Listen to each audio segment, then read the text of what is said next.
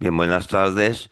Mm, Vamos a proceder a que comience la conferencia que se tenía que haber impartido, como muy bien dice la presentación del conferenciante, el 24 de octubre en el Geoparque Montañas do Courel, como acto previo a la reunión de la Comisión de Geología de la Sociedad Geológica de España, ¿no? Y como no se pudo realizar por falta de inscritos en aquella reunión, pues decidimos hacerla online en la fecha de hoy, ¿no? Y la conferencia, que se titula Geoarqueología en los confines del reino, la va a impartir Francisco Borja Barrera, Paco Borja, eh, que es catedrático de Geografía Física de la Universidad de Huelva y desde hace un montón de años. En esa universidad también fue anteriormente profesor titular y, eh, si no recuerdo mal, estudió en la Universidad de Sevilla con el,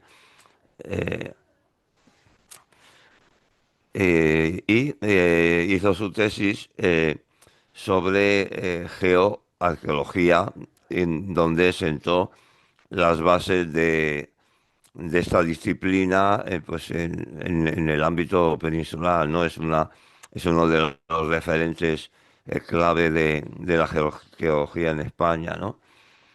Es autor de más de dos centenares de publicaciones sobre diferentes aspectos de la geomorfología y entre los que se encuentra pues los estudios geoarqueológicos, ¿no?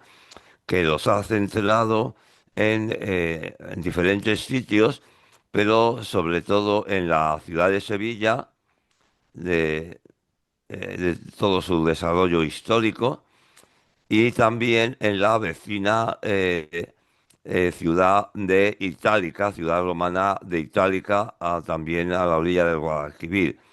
También ha trabajado en otros muchos sitios, en otro, por ejemplo, en el Parque Nacional de Doñana o en la costa de Huelva, en todo en todo el litoral atlántico mm, de Andalucía y muy centrado en el Valle del Guadalquivir y en los valles de los ríos que desembocan en el Golfo de Cádiz. Y es una persona, un investigador que conoce muy bien los entresijos de la geoarqueología, tanto de momentos pleistocenos como de momentos holocenos y de momentos muy ligados a al desarrollo urbano de las ciudades, ¿no? Que ha estudiado con metodología geoarqueológica, ¿no? En el caso que he comentado de la ciudad de Sevilla y de la ciudad romana de Itálica, entre otras. Por tanto, es un investigador muy adecuado para ilustrarnos a los miembros de la sociedad a los miembros de la Comisión de Geología de la Sociedad Geológica de España sobre qué entiende él y qué entendemos ahora por geoarqueología. Cuando quieras, Paco, pues tienes una hora y luego pues te podemos hacer preguntas. Y Muy bien, gracias por aceptar participar primero en lo que en la frustrada reunión de Core y ahora en esta reunión online. muy bien. Bien. Esta conferencia tiene por título, como ha dicho Jesús, Geoarqueología en los confines del reino. Y trata de una geoarqueología hija de la frontera, de la periferia mestiza, si utilizamos palabras de Irene Vallejo.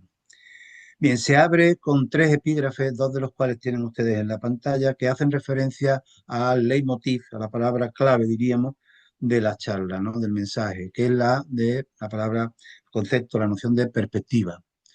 Hay una que está tomada de La Colmena, de Camilo José Cela, estaba pensando en Galicia, cuando la busqué, o cuando la encontré, que es Doña Rosa la que habla y abre la obra del Nobel español, diciendo que no perdamos la perspectiva, yo ya estoy harta de decirlo, es lo único importante, dice Rosa, ¿no? Doña Rosa. Bien, y la otra proviene de Ramón Andrés, de su obra Pensar y no caer, de 2016, que me pareció de un contenido geográfico importante, porque habla de la perspectiva como, pues, en relación con ese espacio que abre un poco ese horizonte mental y físico que nos permite situarnos como investigadores, y habla de una perspectiva que sugiere un espacio, habla de un territorio de un territorio que obre, ¿no? Que obre su potencia entre el mundo y quien lo contempla. Me pareció que era importante situar en ese contexto la noción de perspectiva con la que quiero trabajar. Hay un tercer epígrafe que ha entrado en el tiempo de prórroga y tiene que ver con el Avatar, con todo lo que ha ocurrido desde octubre hasta hoy, ¿no? Así que esta viene tomada de José Carlos Job, del Cuarteto de la Memoria, en concreto del Mensajero de Argel, y dice: todos piensan en lo que pudo haber sido y no fue, pocas veces en lo que fue, sin que uno mereciera que lo fuera. Bien, yo creo que como todos nos mereceríamos haber estado en Ocurel, les invito a que viajemos al pasado, al mes pasado simplemente, y nos situemos en la montaña gallega, y porque la conferencia, la charla está tal cual prácticamente, pequeños retoques, tal cual prácticamente se pensó para ese momento y para ese contexto. Así que muy buenas tardes, estimados colegas, amigos. Muchas gracias, Jesús, por tus amables palabras, y muchas gracias a todos ustedes eh, perdón, por su presencia aquí esta tarde y sobre todo por su atención, ¿no? Bien, no pueden imaginarse la alegría que me llevé hace una semana cuando abrí la página web de la sociedad, navegué hasta el apartado de la Comisión de Geoarqueología y comprobé que la definición de nuestra disciplina que allí consta es justo aquella en la que vengo trabajando desde hace 35 años.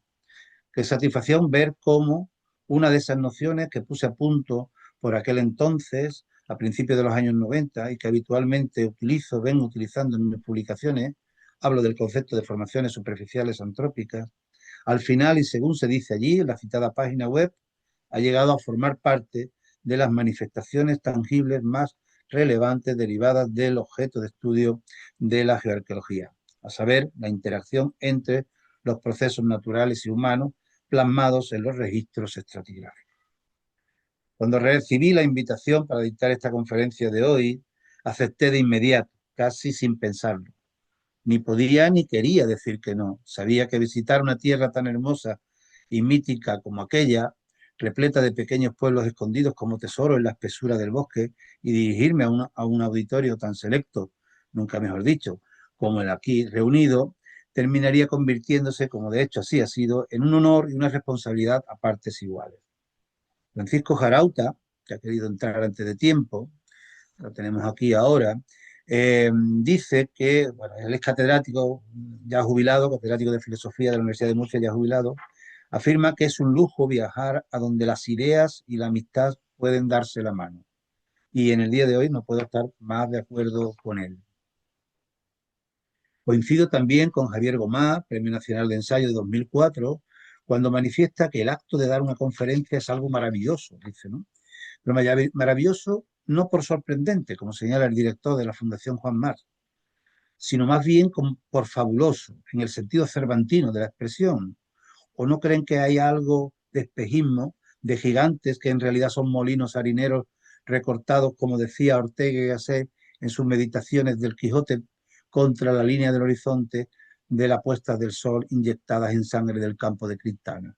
¿O no hay algo de encantamiento en el hecho de que, como ocurre aquí ahora, en esta sala, en esta red, diríamos, eh, un grupo de personas que podría estar en cualquier otro lado decida presentarse al mismo sitio y a la misma hora para escuchar a un individuo al que posiblemente, probablemente no conozcan. No obstante, creo participar del parecer mayoritario cuando digo que hablar ante los demás y ser atendido es, o al menos debe ser, eh, algo cotidiano y deseable de alguna manera en la esfera académica, porque los seres humanos, sigo tomando las palabras del doctor Gomá, tomando prestadas las palabras del doctor Gomá, en el fondo somos seres atencionales, dice él. Es decir, estamos allí donde ponemos la atención. Por eso prestar atención adquiere un carácter casi sagrado, ya que tiene el poder de situarnos indefectiblemente en el tiempo y el espacio. Usted está aquí, nos asegura una señal con una grafía aumentadas en los planos en los que consultamos para situarnos en cualquier acera de una ciudad que visitamos. Cuando lo que realmente debería decir es, usted está aquí ahora. Por eso fueron muy pocos los cartógrafos de la antigüedad que localizaron el centro de sus mapas en lugares distintos a donde ellos habitaban. Por ese mismo afán, por ejemplo, Domenico de Michelino y Alesso de Baldovinetti, pintores florentinos del siglo XV, en su obra Dante con la Divina Comedia, conservada en el Duomo de Florencia, sitúa a Dante en el centro de la imagen, junto a la cúpula de Brunelleschi, a Florencia en el centro de la Tierra y a la Tierra en el centro del universo. Una lástima, vaya dicho sea de paso, que Brunelleschi empezara a levantar su famosa cúpula en 1436, más de un siglo después de que Dante ya no estuviera entre los vivos. Sí, por lo demás el cuadro hubiera quedado perfecto. Por lo tanto, sean ustedes bienvenidos y muchas gracias por estar aquí y sobre todo muchas gracias por prestarme su atención esta tarde. Espero devolvérsela con el rédito oportuno, como se devuelve cualquier préstamo, al final de mi intervención. Y si no es posible, si no lo consiguiera, al menos este encuentro de hoy habrá servido, como dice Josep Esquirol, Premio Nacional de Ensayo. No va, ahora no va, ahora. Premio Nacional de Ensayo de 2016 habrá servido para entrenar la musculatura del espíritu, porque quien se entrena en la atención ha hecho ya lo más importante de lo que cabe hacer. No hay nada mejor, sostiene el filósofo y ensayista barcelonés. El día que el doctor Jordá me encargó esta charla sobre geoarqueología, tuve un sueño. Recuerdo que de camino a la cama, tras haber comentado durante la cena con mi esposa la conversación mantenida telefónicamente con Jesús, empecé a darle vueltas al asunto, a si las fechas me vendrían bien, o de no ser así, a quién podría avisar para que me diera las clases, a cómo podría hacer el viaje y sobre todo a cómo enfocar el contenido de la charla, a qué perspectiva adoptar. En este punto me vino a la cabeza aquel famoso comienzo de Una habitación propia, obra de Virginia Woolf de 1929, relacionada con la charla que ella dio, unas conferencias que dio en una residencia femenina, que empezaba diciendo, pero me diréis, le hemos pedido que nos hable sobre las mujeres y la novela. ¿Qué tiene eso que ver con una habitación propia? Y es que intentando emular de alguna manera a la escritora londinense, yo he empezado apelando a filósofos, escritores, en vez de hablarles de Renfrew, de Butler, de Waters, de Rapaz Hill, como ella, haciendo uso de todas las libertades y licencias de una novelista, empezó su conferencia explicando por qué una mujer debía tener dinero y una habitación propia para poder escribir novelas. He de confesarle que la idea me sedujo bastante, hasta el punto de que incluso llegué a pensar en hablarles a ustedes hoy, por ejemplo, de cómo y por qué me hice geoarqueólogo, de qué cosas son necesarias para que un hombre o una mujer se dediquen, lleguen a trabajar en geoarqueología, idea que no descarto retomar en una próxima ocasión. Pero como sucede a menudo, cuando te acercas a la orilla del sueño, con la cabeza llena de ideas fuera de control, es muy probable que éstas atraviesen contigo el umbral por el que se deja atrás la vigilia, sin que pueda preverse en qué entelequias se van a convertir mientras atraviesan la oscuridad, mientras transitan por la oscuridad. Y así sucedió aquella noche. En mi letargo yo departía en un corrillo durante una pausa en un congreso científico, no sé dónde era. En mi conciencia, además de otros colegas, en el grupo, aquí diríamos que poner a Virginia y ahora a don José Manuel. Exacto. En mi letargo yo departía en un corrillo durante una pausa en un congreso científico, no sé dónde era, como decía, y entre los que se encontraban don José Manuel Rubio, catedrático de Geografía Física, y don Manuel Pellicer, catedrático de Arqueología, ambos muertos ya fallecido ya hace años. En un lance de la conversación, una charla muy distendida, por cierto, el doctor Pellicer interviene dirigiéndose a mí. Imagino, Borja, que no estará usted de acuerdo con aquellos que dicen que la arqueología debe olvidarse del Holoceno y centrarse más en Avieno, que la geoarqueología, salvo muy contadas ocasiones, es un lujo del que la arqueología puede prescindir para abundar expresamente en lo suyo. ¿Dejar el Holoceno? Cuestiono yo con sorpresa. ¿Por qué la arqueología habría de ignorar el medio natural? ¿Desde cuándo el registro arqueológico se aloja en el vacío? He de reconocer que la cuestión me resultó ciertamente incómoda, chocante. Entre tanto, don José Manuel Rubio se ríe socarronamente dando golpecitos de cabeza, aclarándosele aún más su acuosa mirada celeste.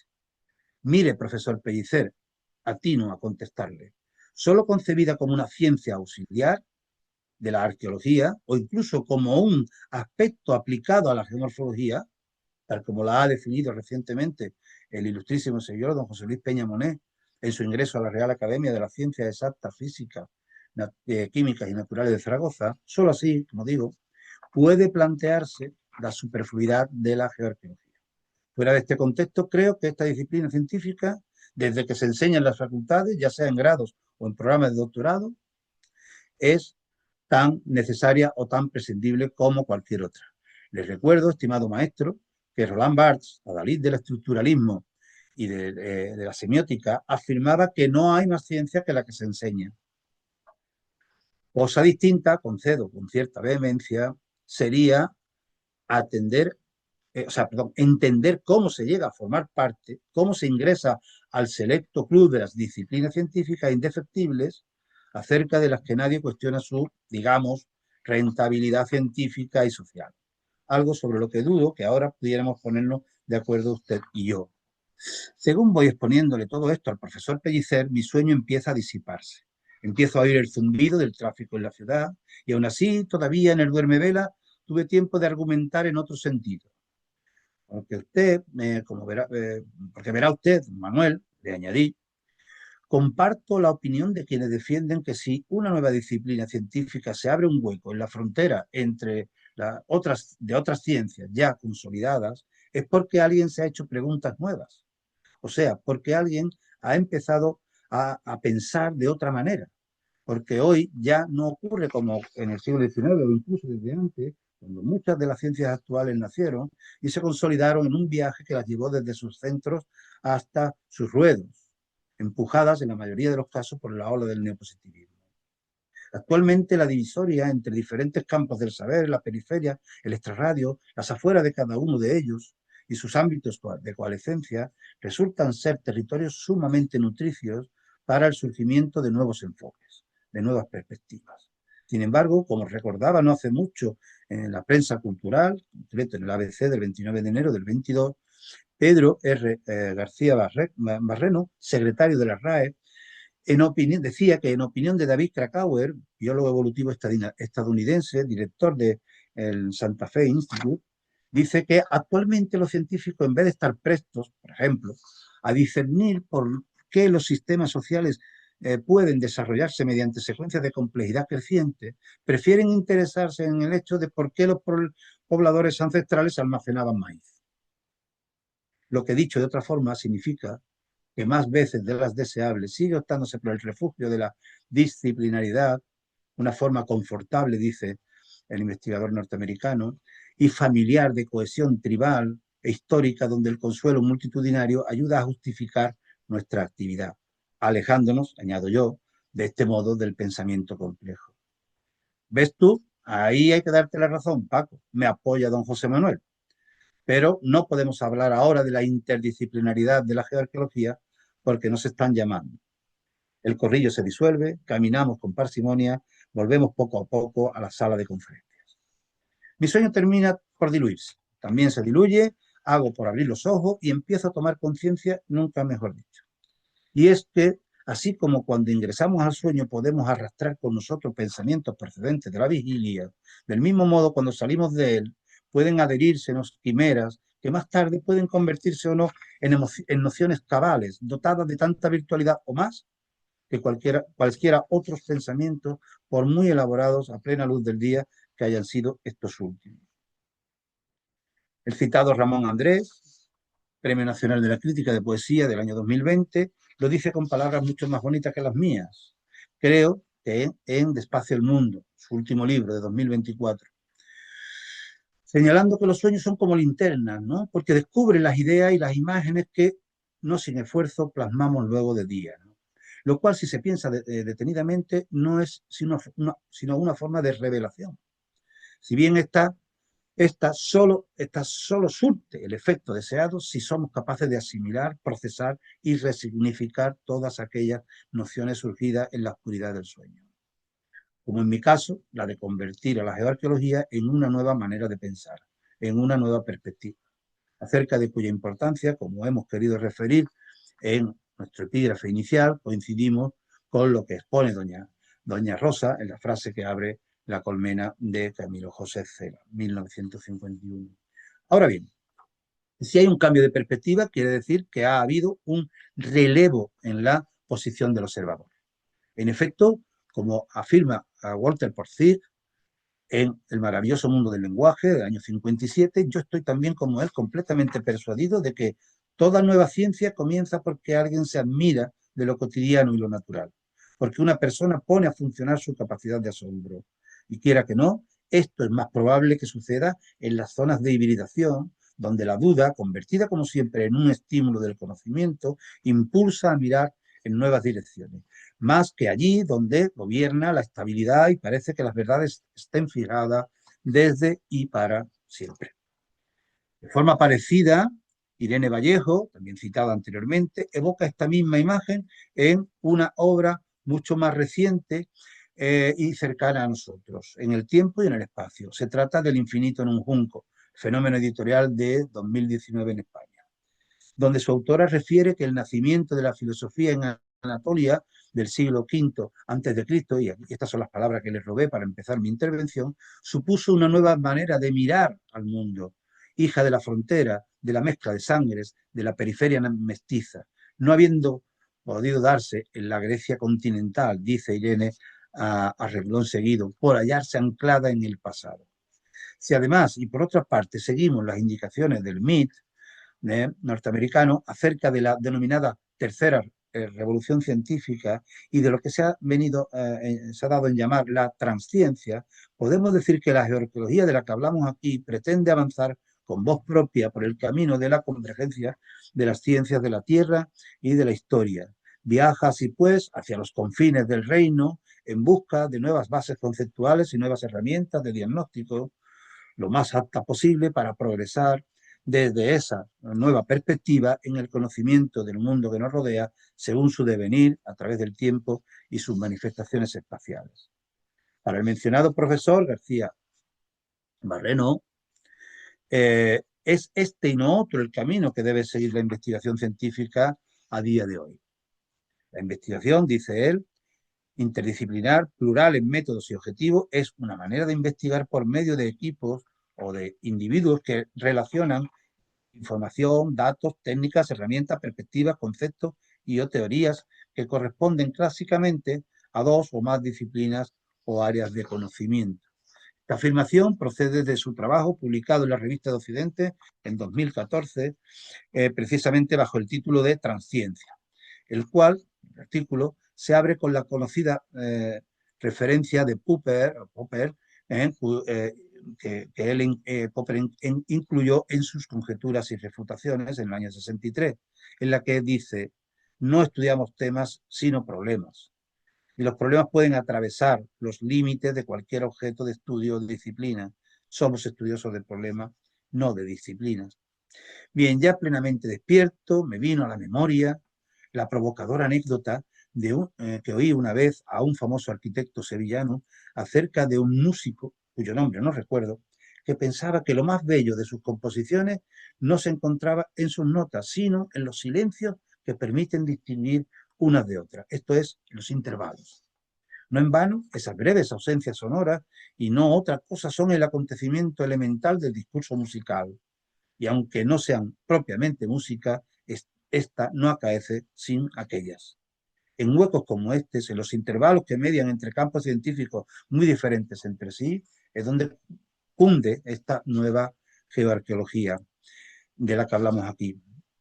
En este tipo de regiones indefinidas es donde, a modo de solución de continuidad, anidan preguntas que la arqueología o la geología no es que no sean capaces de responder, sino que simplemente desde el punto de vista no geológico no están programadas para formularse. En estos intervalos es donde en estos ámbitos transicionales, ni la geoarqueología suele cuestionarse, por ejemplo, acerca de la dimensión histórica de la componente natural de los registros, de si esta forma parte o no del devenir humano, ni tampoco es habitual que la geología se vea concernida por las transformaciones que conlleva, que conlleva la acción humana sobre determinados procesos, formas o depósitos que definen el modelado terrestre, salvo quizás en los casos en los que ello deriva o conllevan riesgos para la población humana. Bajo el primero de estos supuestos, de estos escenarios, frente a sus registros estratigráficos, los arqueólogos hablan a menudo, afortunadamente cada vez menos, de la presencia de estratos estériles, refiriéndose con tal expresión a los niveles de la excavación carentes para ellos de información por no contener restos arqueológicos que hablen del proceso de ocupación, aunque dicha capa esté evidenciando un evento catastrófico que condicionó radicalmente la presencia humana en el área, como sucede en multitud de ocasiones. Mientras que en el segundo de los dichos supuestos, los geólogos suelen señalar la existencia de sedimentos contaminados, estratos removidos, depósitos mixtos, etcétera, refiriéndose por regla general a unidades sedimentarias muy mermadas o carentes de interés científico, evidentemente, desde el punto de vista y la escala geológica. Tengo para mí que que se enfoque este tema desde donde se quiera. Las geociencias son ya inseparables de la arqueología y que el Holoceno y Avieno están condenados a entenderse. No ha lugar hoy, por ejemplo, a ninguna disyuntiva del tipo de la que me planteó el profesor Pellicer en mi sueño. Es más, pienso que cualquier evidencia arqueológica situada fuera del contexto natural corre el peligro de perder su relato y terminar flotando en el vacío, como así nos advierte, por ejemplo, Lola López Mundéjar en su esclarecedor premio Anagrama de ensayo del 24 sobre la atrofia de la capacidad narrativa que se enseñorea de nuestro tiempo. Esta lección la aprendieron hace ya tiempo los arquitectos, desde mi punto de vista, y así lo dejó dicho Carmen Pinós, Premio Nacional de Arquitectura, hablando de cómo ella afrontaba su proceso creativo en su discurso de recepción del doctor honoris causa por la Universidad de Sevilla.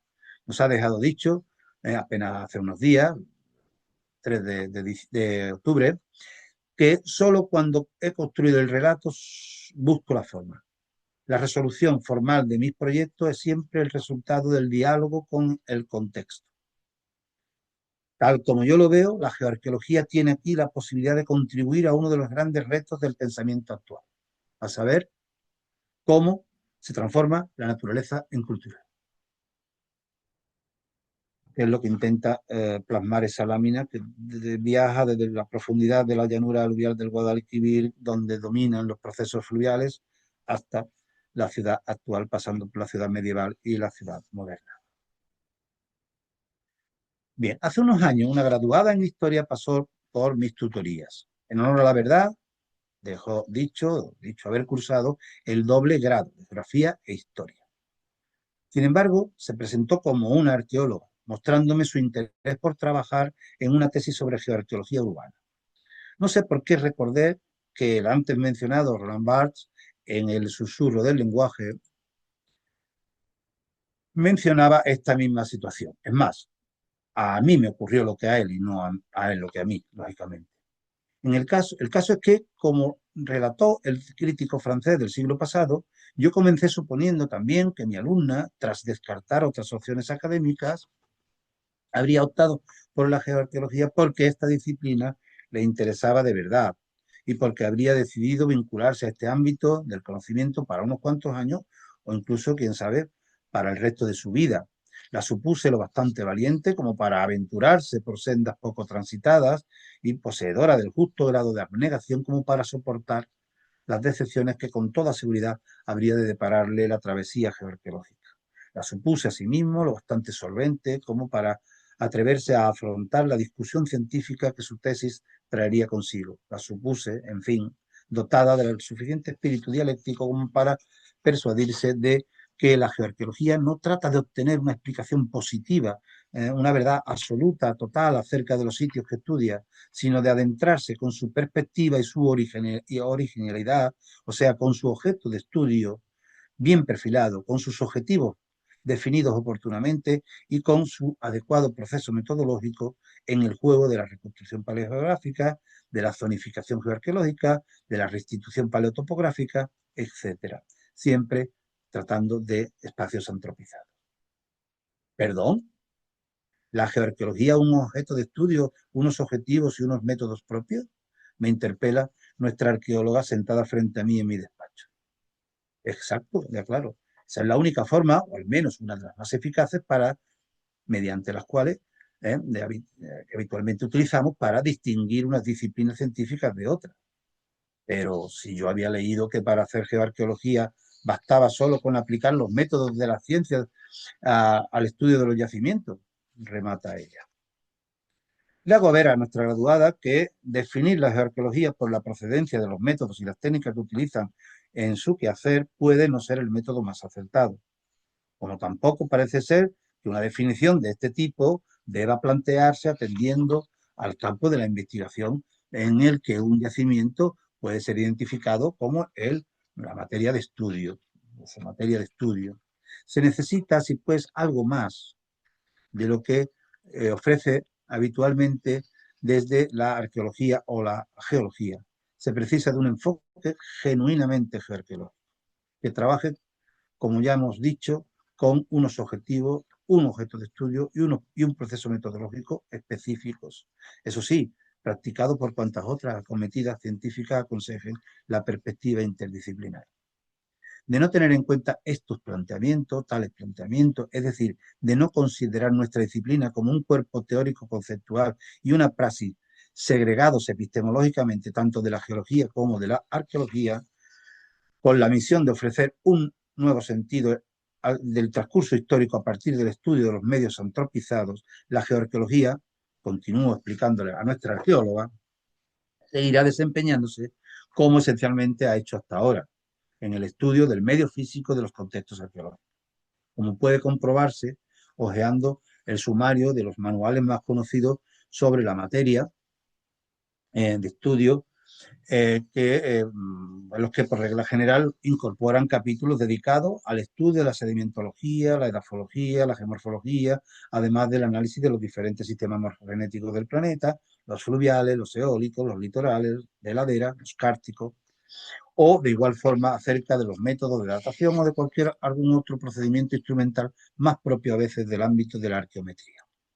No son compendios de esas disciplinas lo que necesitamos, dice Christian Javier Dubois en el año 23, hablando por boca del colectivo de arqueólogos sudamericanos en su artículo titulado ¿Qué excavamos cuando excavamos? No es un compendio de esa disciplina lo que necesitamos, sino la aplicación de algunos de sus métodos y conceptos a nuestra escala y problemática. Esta es la clave, la escala arqueológica. Es un ajuste, una adaptación en función de los intereses y perspectivas muy diferentes que completan la mirada arqueológica. Eso es la geoarqueología, dice el investigador argentino. El propio ejercicio de la profesión se ha planteado también desde muy diversos puntos de vista, siendo factible identificar líneas de trabajo específicas según el ámbito geográfico y cultural de procedencia de los autores, circunstancia que a veces ha devenido en verdaderas escuelas. A este respecto, quizás podría hablarse de un linaje mediterráneo, ¿no? Nutrido por investigadores interesados fundamentalmente en aquí tenemos a Uruguay, eso es, y aquí tenemos esa geoarqueología urbana, ¿no? Interesados por esa geoarqueología urbana. Claro que tenía que ser en el Mediterráneo, es donde hay ciudades muy antiguas, ciudades que han desaparecido, que han vuelto a aparecer, etcétera. Es ese juego urbano y paisajístico el que interesa a esta línea de la geoarqueología. En definitiva, por todo lo que rodea a la conformación de las grandes estructuras de asentamiento tipo hotel, ¿eh? Palabra árabe que habla de los montículos artificiales fruto de la evolución de un emplazamiento urbano y por las unidades que lo componen, dénsele los nombres que se le quieran dar. Sin embargo, pese a esta enorme profusión de criterios prácticos y teóricos, a día de hoy pueden distinguirse dos grandes formulaciones epistemológicas en el seno de la geoarqueología. Por un lado, como ya planteamos en 2016, cabría considerar aquellos enunciados científicos que conciben la geoarqueología como una arqueología que aplica conceptos y métodos de las geociencias. Léase Rappenhill en su manual clásico de los años 90. Y por otro, los que desde una perspectiva algo más tafonómica, si es que se puede decir así, entienden la geoarqueología como una geología que centra su estudio en los yacimientos arqueológicos, como hace, por ejemplo, Waters en el año 92, aplicando esa perspectiva norteamericana de la que nos habla en su manual. La mayoría de los sitios arqueológicos, en efecto, pueden analizarse mediante rutinas estrictamente geológicas, pero es evidente que la interdisciplinaridad geoarqueológica amplía la profundidad de campo de la investigación y propicia una visión algo más integral de los mismos. Entre otras cosas porque ni usar técnicas y métodos propios de la geología, ni abordar el estudio de un yacimiento desde la óptica de dicha disciplina constituyen en sí la finalidad de esta otra geoarqueología, sino que como mucho ello formaría parte de un desarrollo conceptual e instrumental bastante más amplio que permitiría a los especialistas obtener respuestas concretas a verdaderas preguntas geoarqueológicas. Desde este punto de vista, dicha geoarqueología se aleja de su consideración tradicional, subsidiaria, de su versión accesoria, auxiliar, entendida como una sucesión más o menos reglada de aplicaciones instrumentales, protocolarias, para proveerse de sus propios atributos generadores de conocimiento, objetivos, objeto de estudio y metodología propia. Y convertirse de este modo en una disciplina de carácter estratégico, quiere decir, capaz de trazar su propio camino hacia el conocimiento e integral, es decir, que procede mediante razonamiento transversal e inclusivo desde el punto de vista de la interdisciplinariedad. Convertirse, por tanto, en definitiva, en una geoarqueología como geoarqueología. Bien, ¿qué es lo que hemos defendido? Ven ahí en esas publicaciones.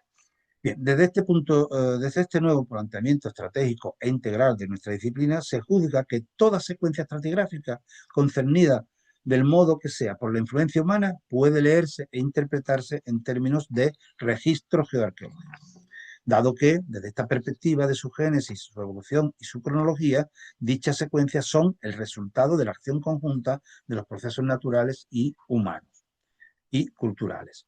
Es decir, el fruto de las relaciones recíprocas establecidas a lo largo del tiempo entre los seres humanos y su entorno natural, como se dice en nuestra página.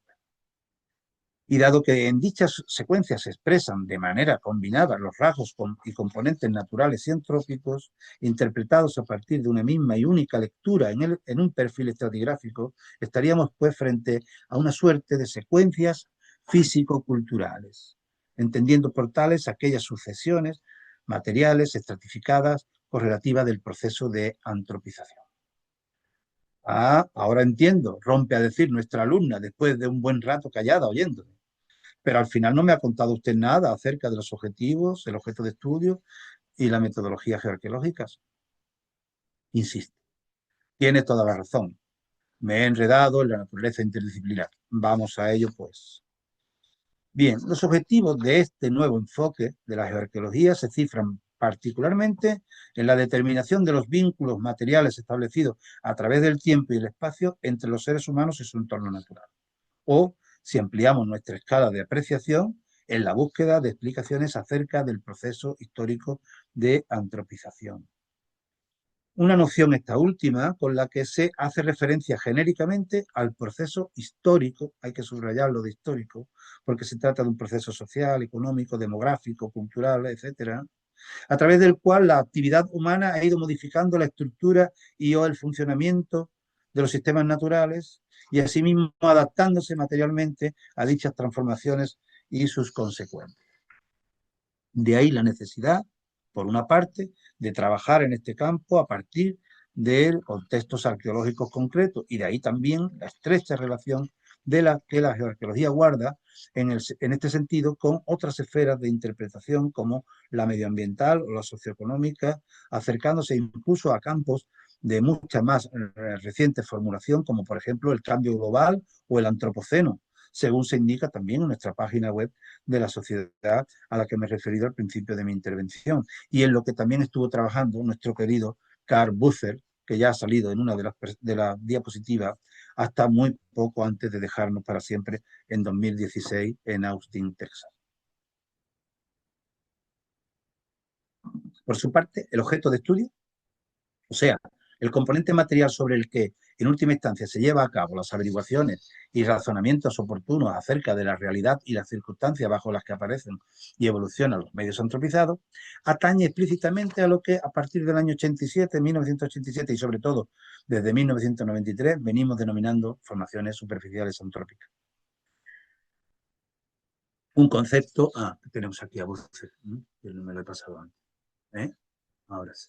Un concepto perdón, un tipo especial de esta formación superficial que de forma muy similar a nosotros, otros autores han descrito con posterioridad como depósitos antropogénicos, Curtin-Miskowski, 1987, como depósitos de ocupación, Goldberg y McPhail, en 2006, como sedimentos arqueológicos o sedimentos culturales, Busser, 2008, o como Anthropogenic Sediment, Anthropogenic Soils, de Arroyo Callin, de 2014.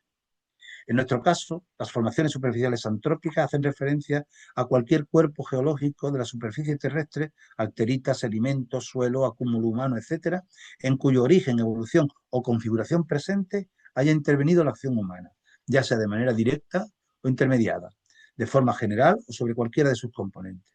Según el tipo de afección humana que interviene, las formaciones superficiales antrópicas pueden ser antropizadas, ocupacionales o inducidas, como dijimos ya en el año 1993.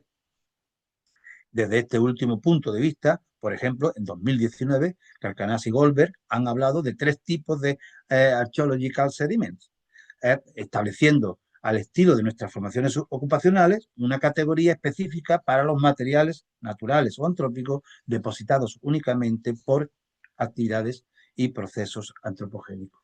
2019.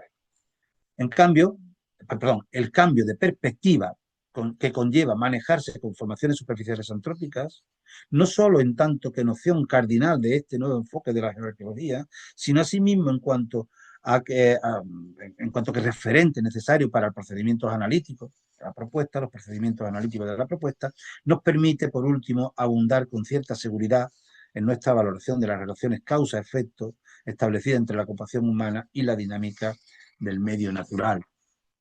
Por último, una vez establecidos los objetivos y el objeto de estudio de este enfoque estratégico e integral de la geoarqueología, resta únicamente poner a punto el procedimiento metodológico. En ese sentido, también hemos venido trabajando en las últimas décadas y, bueno, pues planteamos un procedimiento metodológico capaz de desplegar todo ese componente multidisciplinar que otorgamos a este ámbito del conocimiento, ¿no? Bajo esta premisa, el primer paso de nuestra propuesta metodológica concierne al marco de la planificación y el análisis de las tareas necesarias para llevar a cabo una toma de datos que permita la valoración integral del registro geoarqueológico, así como en la selección de los métodos y las técnicas concretos a emplear en las distintas fases de la investigación. En estos inicios del programa es muy importante diseñar un orden de actuaciones concretos que impida que una determinada actividad anule la posibilidad de llevar a cabo otro tipo de pruebas simplemente porque la primera destruya o consuma la totalidad de un determinado componente del registro, por ejemplo. Concluida esta primera etapa del método relativa a la planificación y al análisis, este nos lleva en su apartado central el destinado a la valoración e interpretación. Y aquí hay 2 aspectos fundamentales. Uno, la definición de las unidades geoarqueológicas y otro, el del establecimiento de la secuencia geoarqueológica. Ello supone, en primer lugar, como hemos dicho, el establecimiento de estas unidades, entendiéndose por tal aquellos cuerpos estratigráficos con la suficiente homogeneidad y coherencia formal como para que, desde un punto de vista de su génesis y o evolución, puedan ser discriminados cronoestratigráficamente de lo que le antecede y lo que le sucede. O sea, todo aquel tramo del registro arqueológico que exhibe singularidad físico-cultural suficiente como para que pueda ponérsele unos límites sustantivos en el perfil más allá de la variación banal de algún rasgo descontextualizado, como el color, por ejemplo. Bien. Y en segundo lugar, el establecimiento de la secuencia geoarqueológica, tarea que tiene como fin formular una sucesión cronosecuencial y una caracterización dimensional de las unidades geoarqueológicas establecidas en el paso metodológico anterior en relación al orden lógico de los acontecimientos naturales y antrópicos que explican su posición particular en el registro y su distribución en el yacimiento. Se trataría, en última instancia, de establecer el marco de correlación espaciotemporal en el que encajan esas mencionadas unidades, esas especie de teselas del mosaico. Tras levantar la secuencia geoarqueológica, nuestra propuesta metodológica culmina con un apartado de síntesis que, en el que, dependiendo del criterio que se emplee como guía y a la sazón de los objetivos del propio proyecto, de la investigación, de la propia investigación, puede generarse diferentes salidas, siendo la más representativa quizá la reconstrucción paleográfica y la sectorización geoarqueológica. En el primer caso, ¿sí?, procedemos a la reconstrucción paleográfica si a lo que se aspira es a concluir con una recapitulación temporal del proceso de antropización en relación con el sitio estudiado. Se trataría de establecer diferentes fases del proceso histórico, de la relación establecida entre la ocupación humana y el medio natural, señalando en cada caso los impulsores que gobiernan el paso de unas etapas a otras, es decir, de unos paisajes a otros, independientemente de que se trate de factores de índole natural o antrópica. En el caso de la sectorización, haremos una sectorización geoarqueológica si lo que se persigue, en cambio, es una valoración espacial del mismo. Se obtiene así una zonificación, una cartografía, según la cual se discriminan espacios que comparten una misma secuencia físico-cultural. Esta sectorización geoarqueológica se ha convertido en un eficaz, se ha convertido en un complemento, un eficaz complemento al cálculo de lo que empieza a conocerse como potencial arqueológico, puesto a punto, por ejemplo, en ciudades como Pisa. Esta es la imagen que nos aparece ahí por sus autores, ¿no? Bien, aportando una información clave de cara, por ejemplo, a la interpretación puesta en valor del patrimonio arqueológico urbano, ya que de lo que se encarga en realidad es de establecer los vínculos de los restos arqueológicos con su contexto morfosedimentario y morfotopográfico de referencia, o, en otras palabras, de reconstruir los términos del diálogo establecido entre la evidencia arqueológica y el medio natural con el que ha venido interactuando a lo largo de su historia.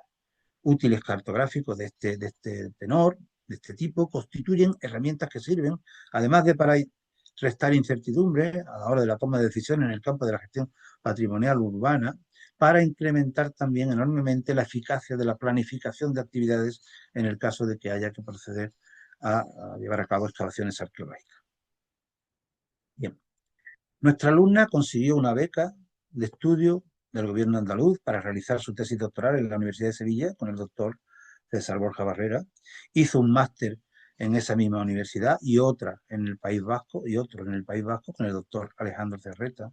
Disfrutó de estancias en Bruselas a través de una acción del programa Horizonte Europa y trabajó sobre todo con Gabriele Gatiglia en el Departamento de Civilización y Formas del Conocimiento de la Universidad de Pisa, en Italia. Asistió asimismo a congresos nacionales e internacionales, exactamente todo lo que se esperaba de ella.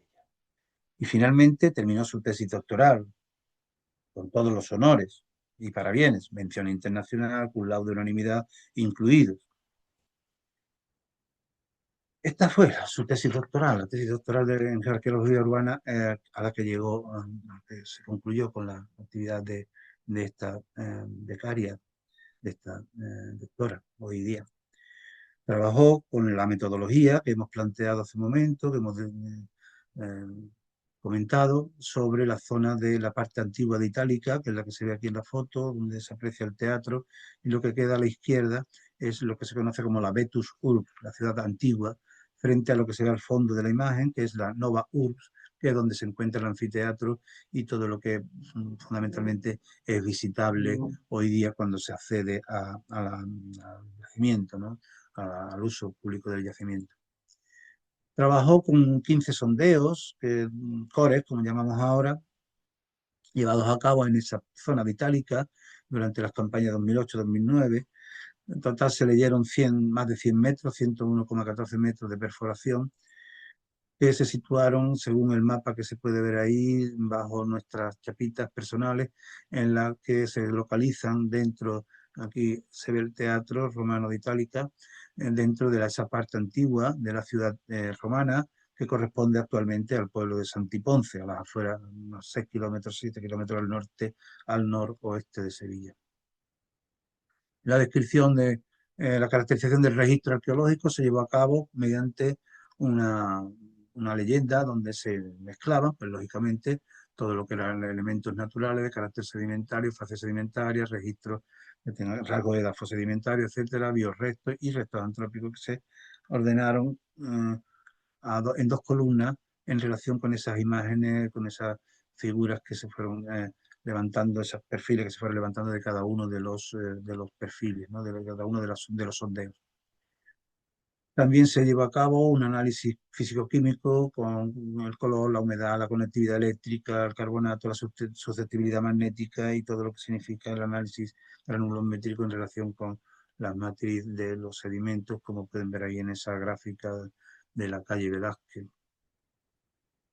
En esta primera aproximación a lo que fue el análisis paleográfico de la identificación de unidades geoarqueológicas, descubrimos ya algo interesantísimo en este nuevo estudio, y era que independientemente de donde estuvieran situadas las unidades geoarqueológicas, por ejemplo en el caso de unidades geoarqueológicas tipo TEL, ocupacional constructivo, perteneciente a la República Imperio, al tránsito de la República Imperio, daba igual que estuviera en la calle Velázquez, Pajar de Artillo, la calle La Fuente, la calle Adriano, donde estuvieran, siempre tenían la misma firma química, química si quieren, ¿no? Mejor dicho. De manera que hay muy parecida, ¿no? Hay una identificación de estas unidades como, como bolsas independientes que van apareciendo en función de las condiciones de la propia evolución del TEL, ¿no? Bien, por último se añadieron lo que fueron las rotaciones radiocarbónicas, bueno, estas, asociadas a los distintos puntos de distintas diferentes columnas que permitieron pues, todo lo que es el análisis, digamos, cronoestratigráfico. Se procedió directamente a establecer esa evolución paleogeográfica con una leyenda en la que la cronología le daba el color. Es una lástima que vaya a aparecer tapado la parte derecha de la pantalla porque es donde va a aparecer la llanura aluvial. Pero bueno, el color es el que marca la cronología, como pueden ver desde el Mioceno, el techo del Mioceno aparecerá ahora en azul a la izquierda y lo que es el Pleistoceno superior al Océno en la llanura aluvial a la derecha. Y luego toda la parte ya histórica desde el Tuletano republicano hasta el momento actual. Sin embargo, pues con indicaciones de tipo iniciales van identificándose las distintas unidades geoarqueológicas. Pues unidad geoarqueológica de tel ocupacional de acarreo, tel de abandono, tel ocupacional constructivo, tel aluvial, aluvio-coluvial, etcétera. ¿De acuerdo? De manera que, si lo paso un poquito rápido, como voy a hacer ahora, para que se vaya viendo cómo se va componiendo todas las distintas unidades desde el punto de vista estratigráfico. Aquí tendríamos ya el cerro de Margas Azules, a la derecha la llanura aluvial y a partir de ahí va apareciendo, como pueden ver, las distintas fases de ocupación asociadas tanto al techo del cerro como a lo que es la llanura aluvial que nos queda a la derecha debajo de nuestras imágenes. Bien, aquí por simple detalle de curiosidad, ahí en esa unidad tardorromana, tardoantigüedad, edad moderna, es donde aparece esta última elemento de la estatuaria de Itálica, que es esta Venus diademada, que tuvimos la suerte de pasarle a medio metro. Digo la suerte porque podíamos haber tenido la mala suerte, y pasamos a medio metro con uno de los sondeos, con lo cual, bueno, la verdad es que se salvó.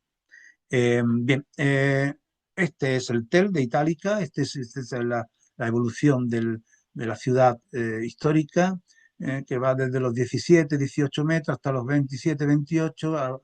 Estamos hablando de una evolución, una serie de fases, y la paleografía la reconstrucción paleográfica decíamos que consistía en el establecimiento de una serie de fases, pues estas serían las fases que, como veis aquí, van separadas. Si estamos en lo alto del cerro fundacional, donde se pone la ciudad inicialmente, y todo lo que significa la evolución de la llanura aluvial que queda a la derecha, después de este acantilado, este pequeño resalte que separa las margas azules, el terciario, de la llanura aluvial. Estas serían las fases, por tanto, que resume la evolución paleogeográfica de la itálica, esa fase de preasentamiento anterior al siglo IV, V antes de Cristo, pues tenemos el cerro de margas azules con una planicie aluvial prácticamente pues en ausencia de, sin prácticamente, en ausencia de ocupación humana. Hay algo del bronce, del cobre, perdón, del bronce, pero poco. Bien, pasamos a una fase de ocupación inicial, que es de época turdetana republicana, que como ya pues se va identificando esa antropización de la vega, hay unos procesos de arrollada vinculados con la presencia humana, material de acarreo, empieza a aparecer elementos trasladados de sitios sin explicación lógica por parte de ningún proceso, ningún agente geomorfológico que pudiera llevar arenas de la llanura aluvial a lo alto del cerro, lógicamente, pues esos son acarreos que van acompañando al proceso constructivo, etcétera. Luego tenemos una fase de urbanización importante, tardo-republicana imperial, que es la fase de gran transformación de la ciudad, y finalmente una fase de contracción y abandono, donde se aprecia el deterioro de las estructuras previas, actividades de saqueo sistemático, cierta renaturalización en el sentido de ese abandono, y es ahí cuando en uno de esos vertederos se esconde o aparece se conserva la cabeza de la estatua que hemos mencionado anteriormente, y luego pues ya aparece la ciudad del siglo XVII, XVIII en adelante. Por otra parte, en relación con la paleotopografía, otro de las líneas que se han ido trabajando también en esta tesis doctoral, se ha llevado a cabo ese método co-cligging, en el que se han ido estableciendo estos 6 pasos que tienen ustedes aquí recogidos, y que nos ha permitido establecer también desde el punto de vista paleotopográfico una evolución de este espacio. Recuerdo que el Teatro Romano está aquí, esta es la ciudad antigua, ciudad romana del siglo I y segundo. Al norte estaría solo la ciudad del siglo II, la ciudad adrianea. Sin embargo, esta es la parte antigua, donde, como puede verse, el teatro se adosa a una de las laderas del Cerro de San Antonio. Hay una vaguada importante en torno a la calle Real, hoy día denominada calle Real, etcétera. Todo eso para la fase anterior al siglo V, como ven ustedes, cuarto, quinto antes de Cristo, que significa ese momento previo a la ocupación. Luego pasamos a la fase romana republicana, cuarto a primero antes de Cristo, donde evidentemente las zonas de los cerros empiezan a crecer y la vaguada empieza a mitigarse. Y para terminar con esa fase adrianea, de la fase del siglo I, II de Cristo, donde fundamentalmente se construye el tel de la ciudad, identificándose no dos, como hasta ahora venía hablándose, cerros, Cerro de San Antonio, Cerro de los Palacios, sino 3, porque hay que añadir el Cerro de Doña Saturnina, que queda separado del de San Antonio por esa vaguada de desagüe de la ciudad hacia la llanura aluvial. Bien, esta sería por la parte paleogeográfica expuesta, la parte paleotopográfica. No hemos trabajado a fondo en este caso, la parte más de zonificación geoarqueológica queda por hacer, pero bueno, este era el contenido fundamental de esta tesis, bastante novedosa y bastante esclarecedora para el caso de Itálica que lleva a cabo nuestra doctoranda. Sin embargo, después de elaborar esta magnífica tesis en geoarqueología urbana, nuestra doctora optó por dedicarse a la enseñanza secundaria. Hace años que no sé nada de ella. De vez en cuando me acuerdo y me pregunto, ¿qué fue lo que falló? Aún así, larga vida a la geoarqueología. Muchas gracias por su atención. Y larga vida a la amistad. Nada más.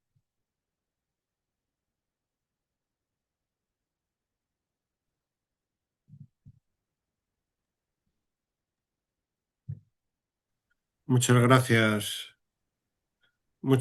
Paco.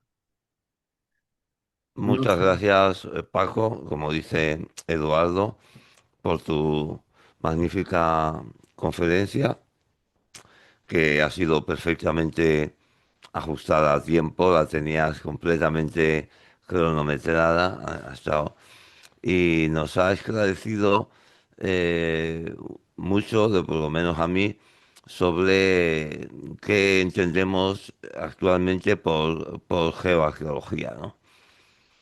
Y coincido completamente contigo en los aspectos que se han mencionado en la charla relacionados con el objeto de estudio, los objetivos y la metodología, cosa que mm, sin estos eh, mimbres, pues no podríamos definir la disciplina como la definimos actualmente, que como ha quedado claro a lo largo de la charla, no es la simple aplicación de métodos y técnicas geológicos a la arqueología o la aplicación de métodos arqueológicos en interpretaciones geológicas, ¿no? Por tanto, queda claro que la geología se configura como una disciplina propia que eh, tiene un desarrollo y va a seguir teniendo un desarrollo, esperemos que largo, a lo largo de los próximos años, ¿no? Lo que esto sí te quería preguntar o comentar, ¿no? Eh, respecto a los problemas que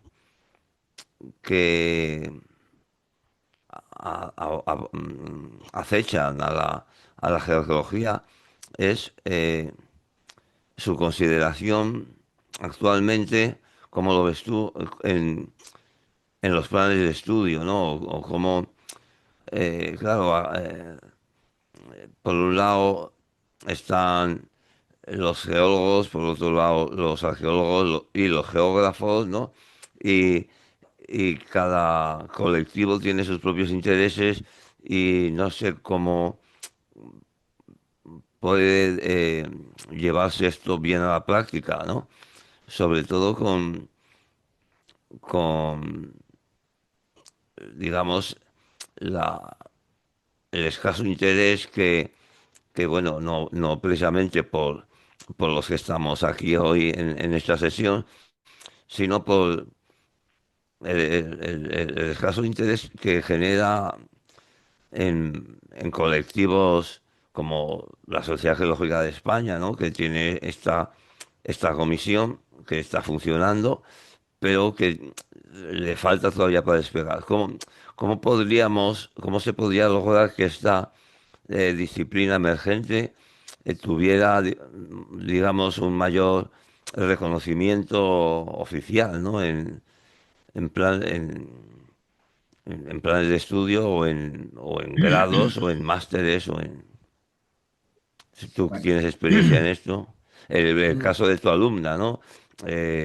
Después de hacer un magnífico trabajo, ¿por qué no puede progresar en este tipo de actividades? sí, dudé un poco en cerrar la charla con esa, ciertamente, un poquito, bueno, no es muy optimista, ¿no? En ese sentido, la visión que hoy tengo, y corresponde a la realidad, quiero decir que el final de la charla va acorde con lo que realmente, la percepción que tengo, ¿no? No soy muy optimista en ese sentido. Yo creo que hemos tenido tiempos mejores. Hubo un tiempo, quizá hace una década, en donde había como más referencias, más señales, ¿no? Ujú. de vida arqueológica. Y eso yo creo que ha bajado un poquito ese suflé, parece que estamos bajos. Personalmente, si mi experiencia vale en algo en relación a, bueno, pues a 3 décadas ya con este asunto, hay en el mundo académico está muy complicado, al menos la experiencia, ya digo, la experiencia personal, porque es un poco por eso traje a Pellicer, ¿no? Al sueño para que me dijera, es un lujo. Pues sí, desde la arqueología ahora mismo es muy complicado habilitar un espacio pensando en plazas y profesores, pensando en clave en fin, de solidez de las distintas personas que empiezan, de becarios. O sea, es muy difícil abrir un hueco ahí para una persona que no sea estrictamente arqueóloga, que se forma en esa disciplina y termina accediendo a los puestos académicos. Es más fácil por arriba, en el sentido de personas ya, profesores ya muy consolidados, titulares y catedráticos que eh, habilitan espacios más en temas de quizás de tercer ciclo o de, en fin, ahí quizá veo yo más, porque hay bueno, una necesidad por la parte de abajo, hay una necesidad que impide visualizar un hueco para una persona que no sea arqueóloga en un departamento, en un área de arqueología. Eso es muy complicado, al menos tal como yo lo veo ahora, ¿no?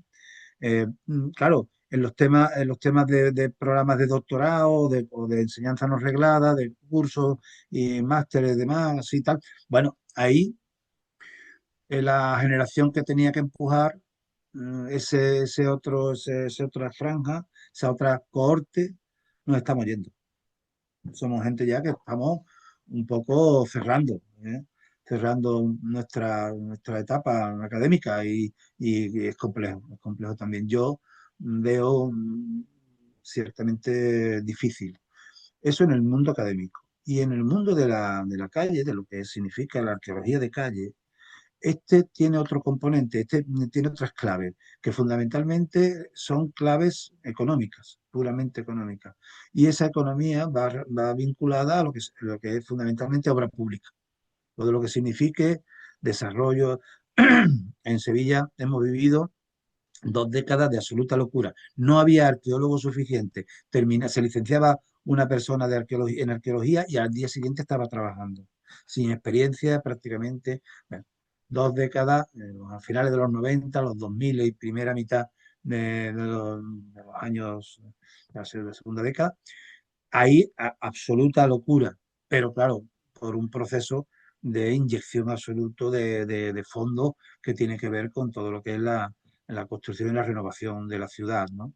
Cuando ese ciclo ha pasado, bueno, pues efectivamente la arqueología se convierte en un lujo. Yo lo traje a Pellicer a decirlo del lujo porque en cierto modo lo pienso, se convierte en un lujo. Incluso se ha llegado a ver, eh, digamos, como la geoarqueología cuando entraba en un proyecto era como un plus de calidad Ujú. de ese proyecto, un plus de calidad de esa propuesta de investigación. El arqueólogo que no llevaba a un geoarqueólogo, ese proyecto estaba peor considerado que el que lo llevaba. Por lo tanto, ese plus que aportaba la geoarqueología a la interpretación arqueológica de lo que es la urgencia, de lo que es el trabajo de calle, ese también se ha perdido.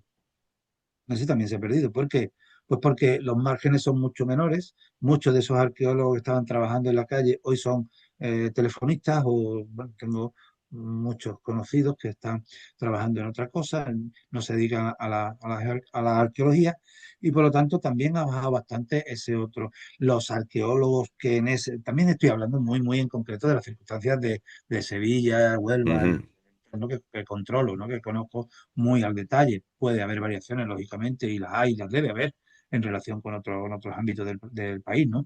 Pero en este caso, el tema de la arqueología de calle también hay bueno, hay un desinterés, un cierto desinterés.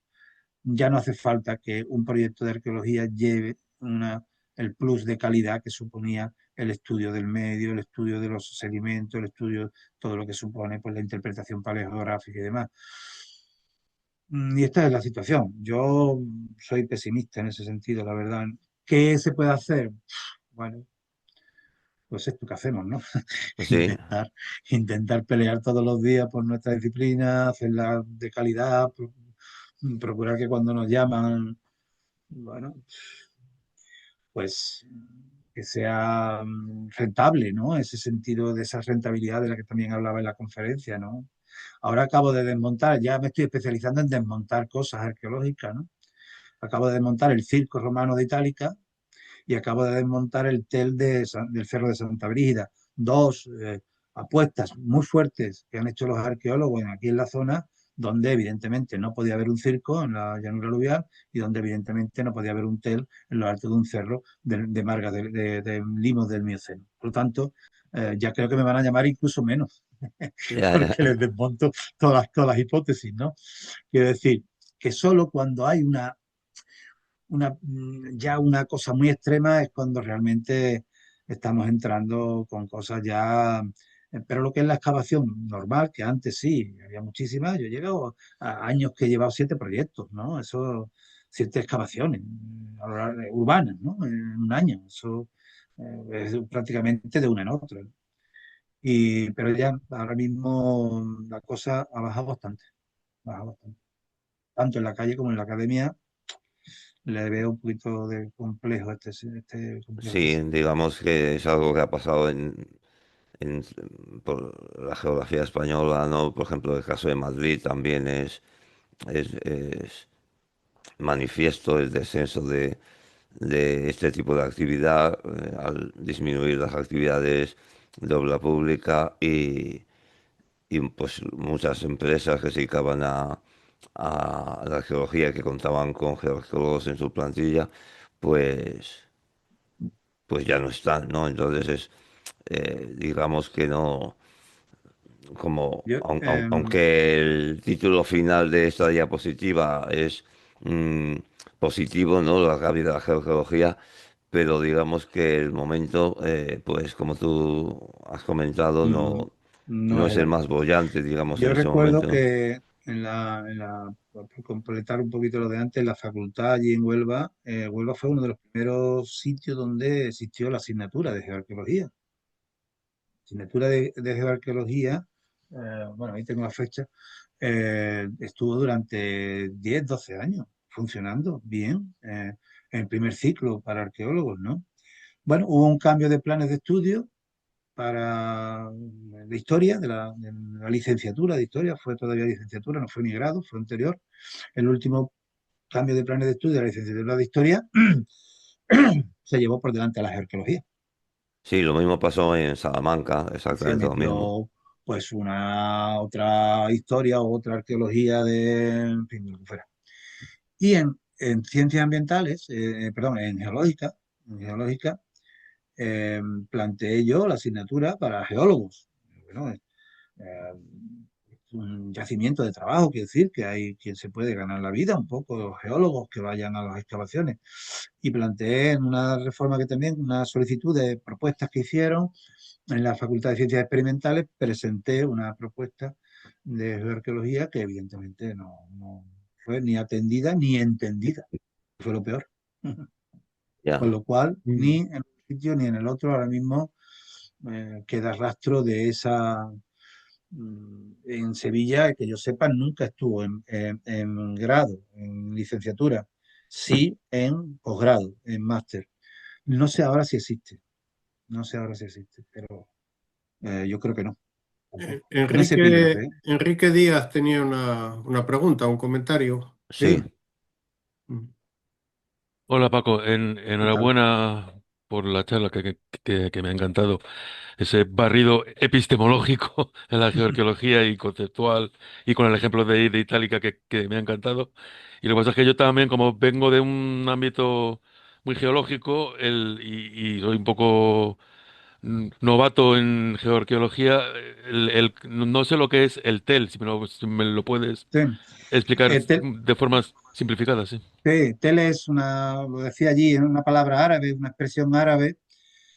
Bueno, en cada ámbito de Próximo Oriente hay otros términos, pero esta se utiliza, que es la más popular, viene del árabe, significa montículo artificial. Ese es el significado de tel.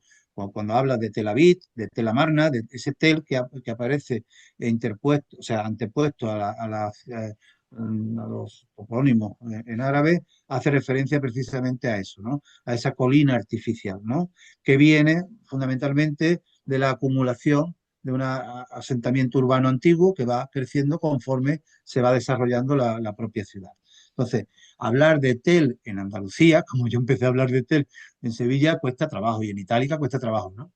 pero lo intenté de alguna manera hablar de facies de Tel, que era lo que yo quería establecer, facies de Tel, porque son unas facies específicas, porque hay un ladrillo al lado de ceniza, al lado de limo, al lado de, si hay una riada, pues al lado de arena. Esas facies en las que lo urbano y lo natural se componen, es una facie especial, ¿no?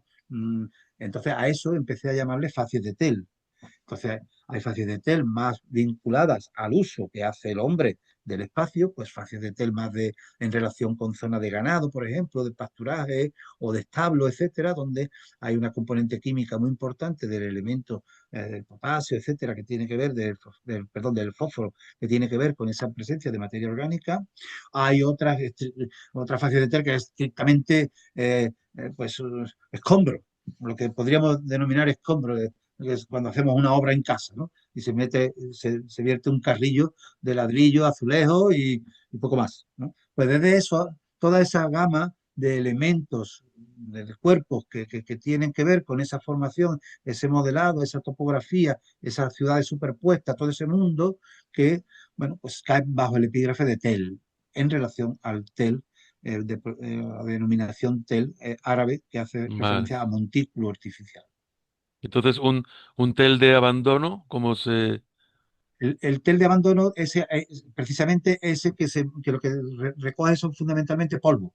Ah, Es la matriz, es el polvo propio del deterioro de las partículas de una zona abandonada.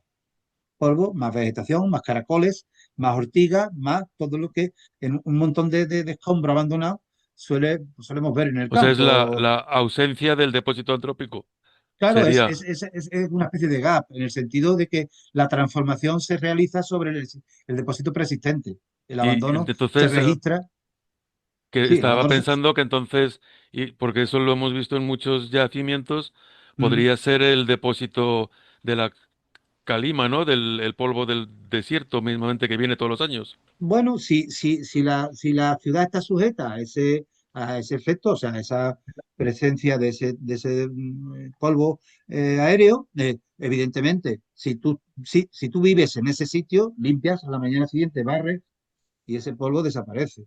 Si está abandonado el sitio, se acumulará año tras año, tormenta tras tormenta, en la capa de polvo. Pues sí, podría ser este tipo de indicadores que de lo que te dicen efectivamente es que no está habitado aquello, ¿no? En el sentido de que, por ejemplo, la fase de abandono también tiene que ver mucho con el expolio, Mm. más en un sitio como Sevilla, donde no hay piedra, donde no hay cantera, las rocas, cualquier sillar antiguo es un bien preciado y los ladrillos se expolian y los sillares se expolian y las calzadas romanas se expolian y hay todo un juego de detracción, ¿no? En vez de adición, de detracción de piezas, ¿no? De Ujú. elementos, de componentes. Y eso te va dando pues ese tipo de facies, ¿no? O sea, que no se produce si no hay si no se dan esas circunstancias históricas concretas, ¿no? Vale, Por vale, eso gracias. lo del proceso de antropización, subrayar lo que es el proceso histórico, ¿no? Con sus componentes, ¿no? Ujú. Vale, gracias. Ujú. Gracias, Paco. Alguna otra cuestión?